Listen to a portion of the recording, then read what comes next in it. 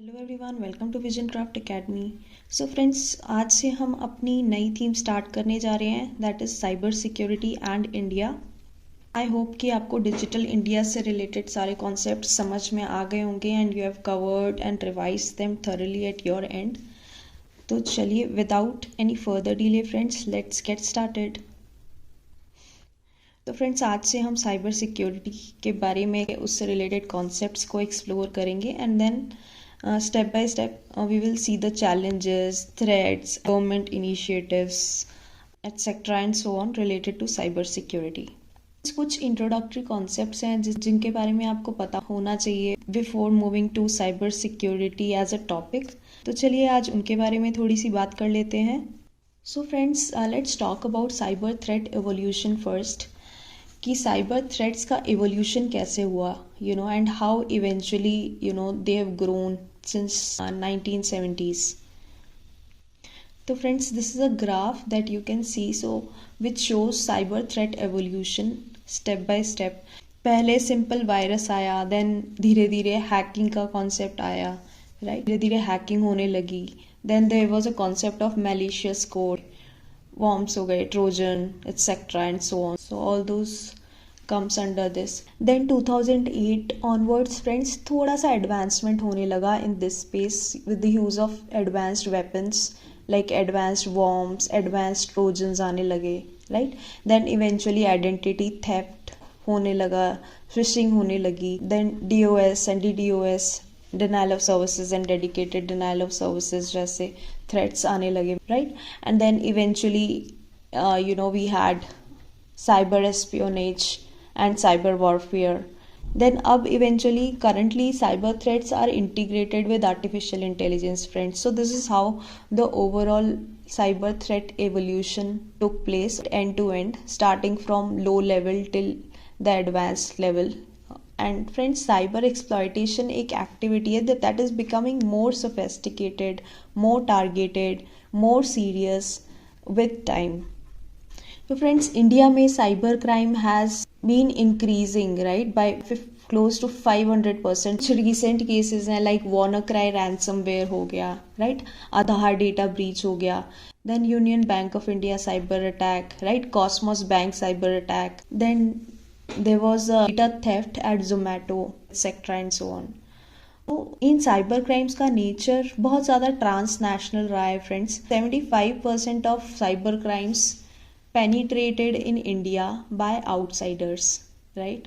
You should be aware of this. इसके बारे में फ्रेंड्स हम डिटेल में ज़रूर बात करेंगे, बट आज just wanted to give you an introduction like how the overall evolution happened. चलिए अब थोड़ी सी बात कर लेते हैं फ्रेंड्स साइबर स्पेस की। तो साइबर स्पेस क्या होता है actually friends? When we talk about cyber space, तो जो इंटरनेट का इमर्जेंस हुआ था वो लेट 1980s के अराउंड हुआ था, एंड इवेंचुअली जब इंटरनेट का इवोल्यूशन हुआ, जब इंटरनेट का इमर्जेंस हुआ, तो धीरे धीरे it led to evolution of cyber space. So cyber space became fifth domain of human activity, right? After land, sea, air and space, cyber space became fifth domain. Cyber space की अगर हम बात करते हैं तो broadly it has three components in it. One is computer systems, then we have computer networks and then we have internet. Computer systems की जब हम बात करते हैं तो components such as servers, desktops, laptops हो गए, आपके पर्सनल डिजिटल असिस्टेंट्स हो गए, मोबाइल कंप्यूटिंग प्लेटफॉर्म्स हो गए, right? All these comprise of computer systems, right?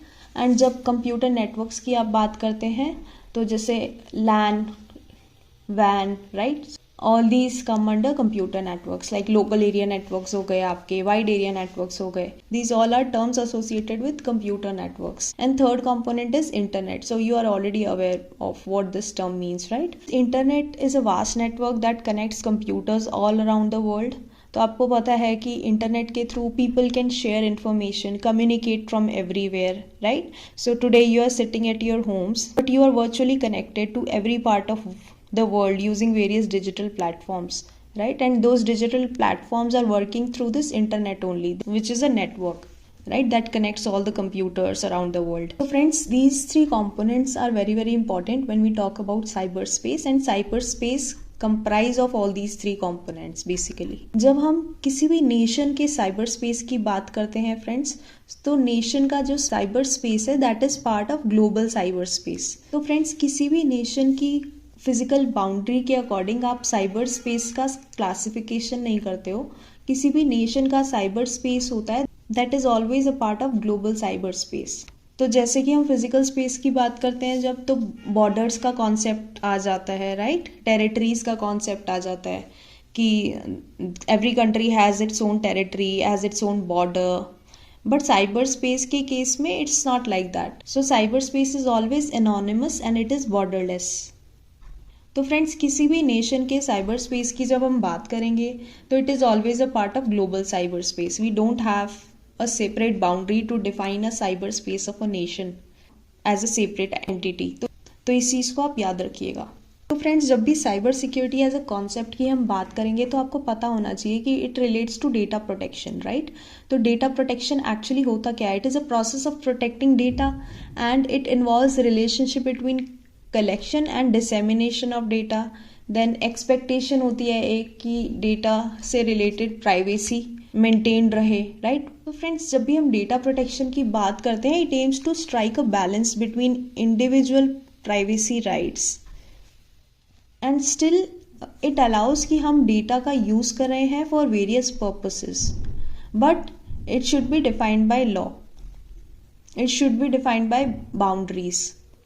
तो फ्रेंड्स आपको पता होगा कि right to privacy is a concept when we talk about fundamental rights, right, जिसमें कि protection of individual privacy is a fundamental right. तो फ्रेंड्स जैसे कि इंटरनेट के साथ there is a huge expansion in number of users, right. India has more than 700 million internet users. ये आपको मैंने बताया था. तो we need to make sure that we have a proper regulatory ecosystem in place जिससे कि हम privacy को मेंटेन कर सकें, डेटा कलेक्शन को सेफगार्ड कर सकें, साइबर क्राइम्स को रोक सकें, अनऑथराइज लीक्स को रोक सकें, राइट. अवेयरनेस को ज़्यादा से ज़्यादा इंक्रीज कर सकें, डिजिटल लिटरेसी को ज़्यादा से ज़्यादा इंक्रीज कर सकें, right. So all these factors need to be considered whenever we talk about data protection.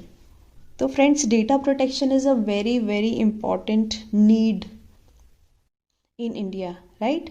तो फ्रेंड्स इट इज़ सेड कि data is generated by the people, of the people and should be used for the people, right. So friends data needs to be viewed as a public good and it is very very important to view the data as a public good.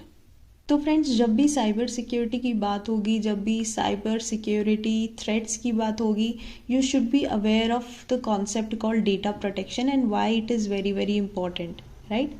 So friends, I hope you have understood about cyber threat evolution and cyberspace as a concept and data protection and why data protection is important, friends. So now we are going to build over this. Now friends, in upcoming classes हम इन concepts का use करके cyber security को end to end explore करने वाले हैं. Stay tuned with Visioncraft Academy and मिलते हैं next lecture में. तब तक के लिए thank you, take care and God bless you.